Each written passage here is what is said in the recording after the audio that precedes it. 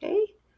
Hello, everybody. I am just getting our live stream to happen on Instagram. So let's see what happens if it's connecting. It should be connecting. It says that it's connecting, but oh wait, there it is. It's coming up on our Instagram. So now I'm pressing go live on our Instagram and it should be happening. Yes, we are live. Okay. Hello, everybody. Getting everything in place. Welcome, welcome, welcome to our next live stream on Kicking the Bucket. I am your host or hostess, Andy Kenzie, and I see that we have a couple of viewers here already. So hello, welcome, welcome, welcome. So again, my name is Andy, like Gandhi, but without the G. And I am the creator behind the Kicking the Bucket podcast. Now, this is a fiction podcast, so that means that it's not true, of course. It's a dramedy because you're going to laugh and you're going to cry. And it's immersive. So it's kind of like a TV show for your ears. If you're listening before July 2nd, 2025, then the show has not premiered yet. Regardless, please visit our website because that is the hub of all things Kicking the Bucket. So you can find out the link to the show. You can find our newsletter, our socials, and replays of these live streams. So yes, thank you. Dana is commenting. She's very excited about the premiere. So what is the point of these live streams? They're kind of like bonus content for the show. And today I'm really excited about this conversation that we have coming up because we have Garrick Caldwell of kitchentableconversations.org. So welcome, Garrick, to the show. Hi, welcome. So glad to be here. So glad, excited about today.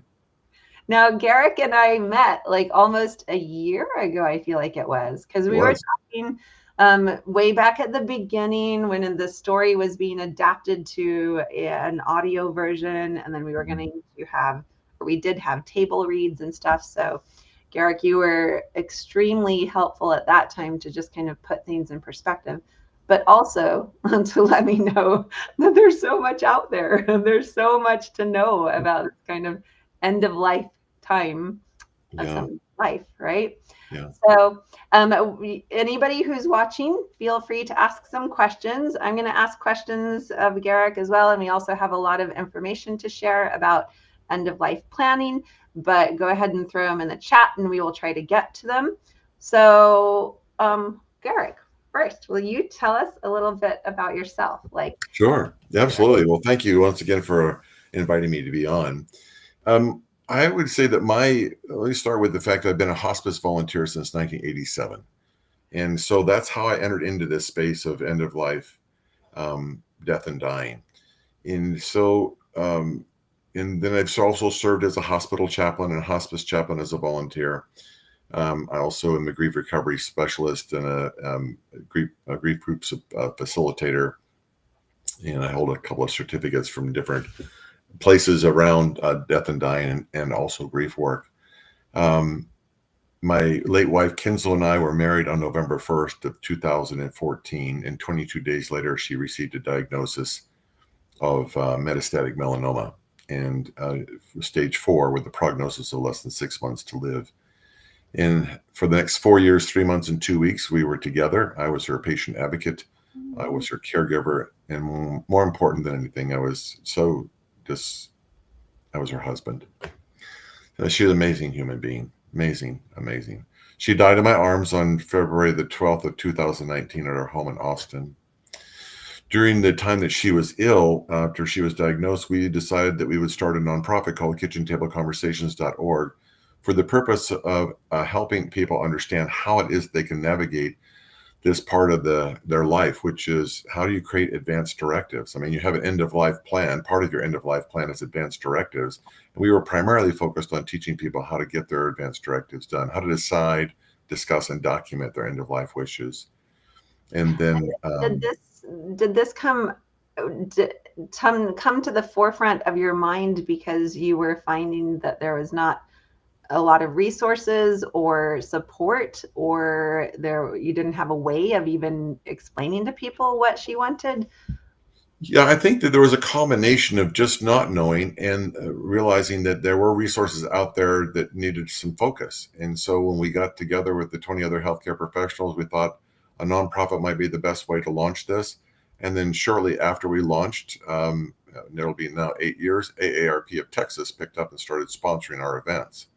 So we did in live, in person, and then we've also graduated now to do everything online. So people can receive this information free. And what we've done is hopefully make it streamlined and easier to understand, so that people can, get into the understanding of what they need to do in order to get their advanced directives completed, as well as part of their overall life end of life plan, which includes, things around your will and your legacy and what do you do with your stuff. And then at the same time, at the end, is making sure your final arrangements are in order, including grief support. So now we talk about end of life planning, advanced care planning, and grief and mourning, grief education. It's important that we include this element because we live in a grief illiterate society. And as such, it's important for us to understand that grief is part of this journey. Mm-hmm. And we need support. We need to support one another. We need to seek that support for ourselves. Yeah. So this whole journey led you to this way of giving people the help that they need as they go through their end of life journey. And so can you tell us a little really quickly about, there's a question about kitchen table conversations and the connection with AARP and what that program is? Yeah, what we do is we do this year we'll do over 80 webinars, live webinars that happen on a weekly basis. Some of them on grief, some of them on the different aspects of end of life planning, advanced care planning, and of course the grief webinars as well. And so and they're live. You can go to Kitchen Table Conversation and sign up for them. They're free. They're sponsored by AARP. You don't have to be a member of AARP to join. You just go on, sign up for free, and then we typically are on Thursday mornings from 10:30 to 12 Central Time, and then the advanced care planning and the end of life planning is all done on Tuesday mornings at 10:30. So they're a rotating schedule, and that schedule is available free online, downloadable at kitchentableconversations.org. Did you have to miss it this week because of this conversation? No, we're dark this week, so okay. No. We lucked out. Perfect timing. Perfect. So, okay, now I know that in these webinars, of course, you go way more in depth into like what the process is and the steps that you should take. The thing about Dolores and Howard and the kicking the bucket story is that they aren't really aware of the advanced care planning. And so they feel helpless and like they need to take charge of them, their lives and themselves, but without knowing the resources, but also a little bit of the, I guess, the shame or the fear of talking about what it is that they wanted to do at their end of life, and like the fear of expressing that to the world. So can you take us through, I think the first step is, as you were saying, you have to decide what your wishes are. So can you give us like a, kind of a little lowdown like that? We're not wired to talk about our own demise. We just are not wired. I mean, there's been studies done. We just don't think about that. And I can relate to that myself because as Kinza was taking her last breath, as she was in my arms, I was hoping there would be another. And then another after that, so that she would stay with me. But I didn't really comprehend that she was not going to be here after this breath, that she physically was going to die, her body was going to die. And so we start off in this journey, this effort to do our advanced directives and thinking, I'm not really wanting to think about this at all. Wow. I can think about, my retirement. I can think about taking vacation. I can plan for a wedding. I can plan to buy a house. But thinking about how I want things to be at the end of my life, so that's where we start. Mm-hmm. And so but because the conversation really isn't about getting things done. Oftentimes people think, well, I've got to make a medical decision, and I don't. Well, the point is that how do you make the medical decision? What is it based upon? So we have to start, I think, we understand this is a journey of the heart. This is this, and then we enter into a place where our mind is engaged with things that we have to do in order to, document our wishes, as an example. But when it comes to deciding what we want, the decision begins with what it is that we value most. In other words, if you were just to take one simple question, what matters most to you in your life? Then from there, you start framing what it is that what means the most to you. So as an example, someone says, well, gee whiz, I'm going to fight to the very end and at all costs. Well, my cousin's husband had pancreatic cancer and went through 90 days of chemotherapy, sick as could be. And this is the patriarch of the family. And this gentleman was like, everybody came to him for advice. And he had a number of kids and had a number of grandkids and, in-laws, son-in-laws and so forth. He had all girls. But when you saw the family photo, it looked like they really deserved their own zip code. They were that big of a family. So, these girls would always come to him, and I was so fortunate that my cousin taped this, but I was able to see a couple of minutes of video where he was counseling one of his daughters, and it was just such a central theme in the family. So it came at the 90-day mark. He had finished his first round of chemo. The doctor said, let's run our tests, which they do. And let's take a look and see what we need to change your protocol going forward. So they looked at the tests, see if they moved the needle or not. They didn't move the needle very much. They came back to him and said, hey, we didn't move the needle very much, a little bit, but we have another round of 90 days of chemo if you'd like to participate and see if we can, get in there and get some more work done. And it was at that point he realized that, what's most important to me is my family. I don't think that I'm going to be here much longer, probably not past 90 days. So I'm going to opt out of this treatment because what's valuable to me is being with my girls, being with my wife of 47 years. And so he made that decision based on what he valued most. What mattered most to him was family time. Yeah. And sure enough, he died on the 91st day after that day. Yeah. So, it's like that's where it begins. It's not a conversation about ventilation or about nutrition or what am I going to do? I want this or do I want that medically? It's about what it is that matters most to me. I've heard people talk about this fact. Listen, if I can't have a beer with my sons and watch Sunday afternoon football and cut my own grass, I don't want to be here. It just my quality of life. I don't want to do that. And so then make me comfortable and allow natural death, AND, allow me to go.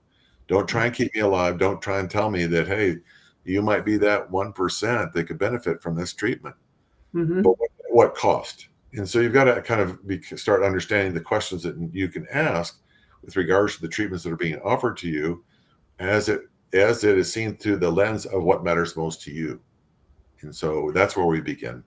Do you, I know that oftentimes the ethical question comes up with, and I think this happens in Kicking the Bucket as well, is the kids of the older adults of Dolores and Howard thinking that they know better than what their parents want and need. So when people are deciding what is most important to them, do you run into trouble with people around them saying, but you say that you're ready to go, but you really aren't, like, things like that. We're not prepared to let you go. Yeah. We're not ready to let you go.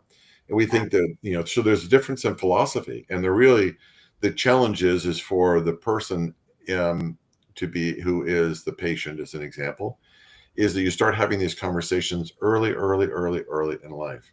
We started having these conversations in my home when I was a child, because we traveled so much, and the possibility of being in a car accident or falling off a mountain because we were out in the back, in the woods all the time was possible. So my parents would always talk about where we would go if something happened to them. So that was, so naturally and organically, it was okay for me to talk about death and dying as I got older, because I was just like, well, It's a kitchen table conversation at our house. Uh-huh. So, but if it isn't, then you've got to enter into and understand what it is that you want and then be able to articulate that. So we talk about how it is that you actually have the conversation with your loved one about what your needs and wishes are, so they understand this is what you want. And it may be in conflict with what they want, but that, guess what? It's your life. It's your decision. And so that clarity with which you enunciate and clarify what you want and document that helps give them guidance as to how it is that they know how to show up for you at the time when those decisions need to be made, or they may not be involved in the decisions. You may decide that, my closest people, my daughter or my husband, I've even had people say their husband isn't their medical power of attorney who can make decisions for them because the emotional issues involved there are just too much to ask someone to bear, versus having someone outside that relationship be the one that will be able to enunciate and clarify for the doctors as if the patient was able to do that. So the idea is that you really need to be able to start with, here's what I want. So the conflicts go away or subside or they get reduced as long as there's clear communication by the patient ahead of time. If there isn't, then it can become complex. And there can be, as a chaplain, I've seen out and out arguments with yelling and screaming at each other in the ICU waiting room while mom's on the other side of the wall dying because they can't come to terms with, and it's confused. And so in my view, it's up to us as individuals to be clear to help avoid that conflict within the family, because we're the ones that they're fighting over, and they wouldn't be fighting if they knew what they wanted and they respected what I wanted. So, yeah. So for people who are just joining us, I'm Andi Kenzie with Kicking the Bucket and talking with Garrick Caldwell from kitchentableconversations.org about end of life planning. And welcome all of the viewers. And so I hear what you're saying, because I grew up in a family. Well, my dad was a doctor in family practice, and so he sometimes worked the ERs. So the conversations about death were actually very natural for us. But even with that growing up, this end of life point, as my parents are, in their later years, is it's hard. Like, even having this conversation now, having talked about death a lot in our lives, it's still really hard to do it. And to what you said about not being able to be that person who makes the decisions for the person who is on their way out, my sister and I keep on arguing over it. I'm like, well, you're you have it, you get to decide. It's just like, my decision is that you're going to decide. So it's like, I don't know that, it's a hard thing. It's like, it's hard to put yourself in that. And you make a really good point, because there's this sense and feeling that I'm going to be the one that has to pull the plug. Yeah. Well, let me share with you the fact that nobody's pulling any plug. So let me clarify that. Okay. Right now, all of us are on life support. It's an internal life support program that's working quite well. Thank you very much. And as long as it's working quite well, we are able to ambulate, walk around, be who we are. When in fact that internal life support system becomes stressed or is tired from something, we can have external life support. We can be intubated and have life support that way. And if in fact that takes place and we find ourselves recovering because we're getting our strength back and our internal life support system comes back online, we can wean ourselves off our external life support, and that is all well and good. However, if in fact when we start to wean ourselves off the external life support system and our internal system is not coming back online, it's our body saying, it's time for me to go. And so I'm not making a decision. I'm just simply querying and asking questions of the body. Are you ready to come back online? Are you not able to come back online? Which means that you'll be on this intubator for the rest of your natural physical life. which, by Mm-hmm. the way, is the conveyor belt we like to put people on. I know it sounds odd, but Extreme Measures is a book written by Dr. Jessica Zitter that kind of explains this in detail. A brilliant palliative care doctor. And so the idea is that after 6 months or so, your body starts to deteriorate if it's on intubation for that long, and another set of issues begin to develop where eventually you'll die, even if you're on the ventilator, but months later. While you're on the ventilator, by the way, you can't talk because it's in your throat. And so when they go back to the point about, well, I'm going to pull the plug. Well, no, you're not. You're basically going to say, what did mom and dad want? Oh, they Mm-hmm. don't want to be on life support if the doctors feel there's no outcome that is at the level that allow them to return to the quality of life that they would like. So who made that decision? Oh, that's right. Mom made that decision. Did I make that decision? No. Yeah. Did I make the decision to wean her off the ventilator to see if she is ready to come back online? No. Did the doctors assess that her body is no longer able to sustain itself on its own? Yes. Am I making decisions there? No, I'm just looking at the facts, and I'm actually following the guidance that my mother gave me as far as what her quality of life was all about. So if I go against anything, I'm going against that, and I don't want to do that. I want to be in alignment with what my mom and my dad want. My dad was very much the same way. My dad died about 4.5 years ago. Mm-hmm. Complications, it turns out, due to COVID. And so he was very clear. He says, I don't want to go to the hospital. And so we were tracking his blood ox levels. And so it came to a point where I said, Dad, you're now at the point. This is absolutely the point of no return. If you Mm-hmm. don't go to the hospital within the next 90 minutes and get intubated, you will not survive. He said, I ain't going to that, and used a colorful words, hospital. Matter of fact, he said to my sister, he tugged on her. She said, "Hey, listen, is there anything you can do to kind of speed this up? Because I want to move on." So he was ready to go. And so he made his own decision. So what we were to do, even though my mother didn't agree with him at all, they've been married 70 years. He says, "You're leaving me now? Are you kidding?" Yeah. Yeah. And then, but my sister and I, of course, we're going to follow his wishes because those were his wishes. I'm not deciding for him.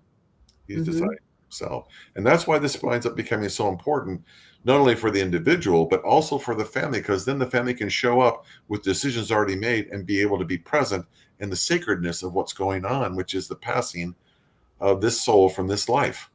And Mm-hmm. that is a very, very sacred moment. Very sacred. So if you can be more present versus worrying about whether we're doing the right thing or not the right thing, or be concerned about, being guilty afterwards, all that stuff can come to a place where it's very workable if people will just simply express what it is that they want and be able to communicate with their loved ones, and their loved ones to be able to reconcile that that's what they want. I might not agree, but I can tell you that through Kinzo's illness, I didn't necessarily agree with everything she wanted to do or didn't want to do. That wasn't my job. My job wasn't about agreeing, or it wasn't my agenda. My job was to make sure that she got what she wanted. And the same thing is true here as either support or as the medical power of attorney for an individual who's dying. Our job is to make sure that we follow their guidance as to what they want to have happen, regardless of whether we believe it to be right or not, or don't sign up for that job. Which is okay too. There's Do no you wrong or right to do this. There's no right or wrong. I mean, there's no guilt involved, right? do you think that part of the fear is people, and speaking of fear, there's like a wasp flying around in my room, so I have like a very physical thing like of the fear as we're having this conversation. I'm like, oh, it's so uncomfortable because um or I know that part of my fear is, so I'm imagining that this is some of other people's fear, is that you don't know all of the information. It's like you don't know what, you know, like if the person says, I don't want to go to the hospital and be intubated, but you want to say, but you're not thinking about after that. Like once you're off of it, you're still back here and with us. So it's like this fear that there's this information that we're missing. So how do We've you had that know? conversation repeatedly. Yeah. You Well, how know, do you know yourself when you're making this decision that, your decisions about it? Is there a lot of research that has to happen, or like how, no? You So just back know, to even if yeah, it's it's kind of like back to what quality of life do I want? My dad didn't want to. He didn't want to. My dad had already had suffered from a lot of neuropathy. He couldn't feel hmm his legs anymore. His macular degeneration got to the point where he couldn't read anymore, which was absolutely one of the big death nails in his coffin. Which is hmm like, I need to be able to read. He was a very self-made man, very, very intelligent, but he couldn't. Once he started couldn't read, it was like he became really depressed. He said, "I just don't want to be here anymore."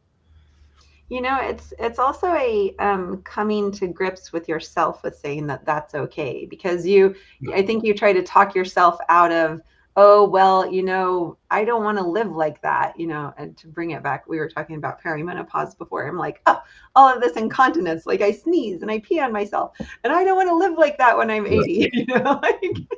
So like you feel And guilty you're, about by the that. way, you're trying to project 80 from today. Right. And once you get to 80, you're thinking, well, that's something I might have to compromise on, but because there's other things that are worth living for. Right. And so we're trying to mentally work our way through millions of scenario options and variables before they ever actually happen. And we are future projecting. So we're taking ourselves and putting ourselves into the future instead of being present. Well, where am I today? And today, this is the quality of life I have. These are the things that are important to me. And that's where we're going to, start from as we get to a place where we're making our advanced directives known. Here's So what I'd that like. Here's what I advanced not. directive is constantly evolving. It's a living Yes, document. Yeah. it's one of those things that you think, well, gee whiz, I mean, I would ask people in a workshop setting. I'd say, how many people here have advanced directives? Hands go up. How many people have looked at their advanced directives in the last 12 months? Hands went down. Wait, how long? Well, I did it 20 years ago. I'm done with that. Well, is anybody died or been married or divorced, or have you bought property, or have you had any health issues in the last 20 years? Well, yeah, of course I have. Well, okay. Well, then maybe you want to take a look at the advanced directives and see if they continue to reflect what you value most. And if they Yeah. do, fantastic. So the recommendation I make is that, hey, listen, take a look at them once a year. Maybe you do it at Thanksgiving or Christmas when everybody's together so you can have the conversation. And then you Yeah. normalize the conversation at the same time, make it part of the get together. At the same time, you're also reviewing as to how accurate they remain. And if I need to make an adjustment, I can. Doesn't require an attorney. So it's as Dana's talking about here, it's ever evolving. It's ever and it doesn't mean that it's slippery or it's nebulous. It is very concrete when you put it down on paper, but it doesn't mean that it doesn't change over the course of time. Yeah. Give yourself the freedom to be able to say, I'm not locked in. And by the way, you can verbally change your advanced directives in the heat of the moment. Just hmm because you have put it on a piece of paper doesn't mean that I can't verbally rescind that. hmm Like that. I can say, well, wait, that's not what I really want. Here's what I want. That's that's a really good. I guess there's so much. I don't want to say it's misinformation. I feel like it's just misunderstanding, a Yeah. lack of understanding about this point of one's life, and what, not only what your options are, what the resources are, but also just understanding the whole what happens. And so I know that you're getting the word out through AARP and through your organization, kitchentableconversations.org. Do you have, since I know we wanted to touch up on so many things, but do you have any final thoughts about how people can take their first steps, or what they need to do to start this and to kind of jump on the bandwagon of, okay, I'm gonna Yeah. think about this and take this seriously now? Well, we do a 5-part webinar series 4 times a year. We're just completing the second in that offering this next Tuesday, where we're going to talk about final arrangements, how to make your final arrangements, including grief support. Mm-hmm. And so that will start all over again. And what we do is we do it in a 5-part series. We talk about end of life planning, what it is that the 5 must-have documents, and what are you going to do with your stuff? I mean, after all, this is a lot of stuff. What's going to happen to it? Who's going to get it? And then in the second week, we talk about how to decide who it is, what it is that you want as the individual, and then who's going to speak for you if you can't speak for yourself, who's going to be your durable power of attorney for your healthcare, or it's called a healthcare proxy or a healthcare agent, depending upon where you live. And then the third week is about how to discuss your end of life wishes with your loved ones, as well as how to discuss that with your healthcare providers, because everybody's got to be on the same team. So, and we were, when Kinslow was here and going through her journey, we had a team of people, and everybody on the team knew what her advance directives were because we communicated that. We gave them copies of it. So everybody understood that her concordance of care had to align with her advance directives. So that's why we were able to have this conversation. So when the recommendations came as to what to do, people knew where she was coming from. That's why it's important to have your team on board. And then the fourth is, how do you document this in the state in which you live? What documents do you need to have prepared to create all of the end of life plan, including your advance directives, and making sure that everyone's on the same page. And then when you do make them, distribute them with abandon. Make sure your friends, your family, your doctors, everyone has it. And then our fifth webinar is on making final arrangements. How to take care of making after death decisions today to make it less confusing. Like, what are we going to do with your body? Mm-hmm. Is it cremation? Is it aquamation? Is it recomposting? What do you want done? Depending upon the state, or your choices are depending upon the state in which you live. And then, so we need to know all these things. What are you going to do with your ashes? Is there going to be a permanent place? Are you going to be buried? Maybe you're going to be embalmed. Maybe you're not. You don't have to be embalmed. It's not required. It's not it's not a requirement that you're embalmed, but you could be if you want. I mean, all these things are questions that need to be asked and answered as part of it. And that's what we do in this 5-part series. And so we're hopefully making it simple and easy. You can take all of them at once in sequence. You can take them bits and pieces at a time, depending upon where you're at in your journey. And so we start that series again on August the 5th. I know, I already have it in my calendar. And all of our stuff is online. All of this stuff is free. It's, you don't have to be a member of ARP. You just go and you register. It's free. You can come to any one of the webinars in any sequence you like. Just if you want to do it sequentially, there's 5 parts from the beginning to the end, so to speak, or the end of the end. So. Garrick, this is so helpful. I think that, the other thing is that we think of end of life planning for older adults. And so like to make it be like, oh, you want to think about this for you now too. Like, so we do the workshop to learn how we plan for our own end of life, not just, like for the people who we think are closer to the end of their lives. So, and also keep in mind that we have graduation happening this time of year. We're in the end of the month of May. Is that 18-year-olds are considered adults and their medical records are no longer visible by parents, and so they have to, in order to go to college or go away from home, it's important that they have at least a medical power of attorney in place for health care to ensure that that person that they've assigned or have appointed can walk alongside them and helping make medical decisions and can speak for them if in some reason or another they can't speak for themselves at 18. I have a 19-year-old and a 22-year-old. Yeah, it's the more I'm part of this process has been to start these conversations and using fiction kind of start these conversations, and of course all of this information has been out there, but it comes to your life, it comes to your attention when it comes. And so so thank you for being here with us today. We have your link at the bottom of the screen, as well as the Kicking the Bucket website that you can go to find out more. Thank you to the audience and our viewers who are watching us today. We're so glad to have you. I'm going to say goodbye now. So Garrick, you want to say goodbye too? Yeah, thank you so much. Thanks for having me. For everyone, we have to end our live stream on Instagram first. So goodbye on Instagram. And then we are going to be able to end our live stream over here. And that's it. Thank you, everyone. Oh, and come back next week because we're going to do more behind the scenes conversations. We're talking to the sound designers from Hemlock Creek Productions. about what it's like to create an immersive audio story. So hope to see you next week. I know Garrick will be at his Thursday conversations.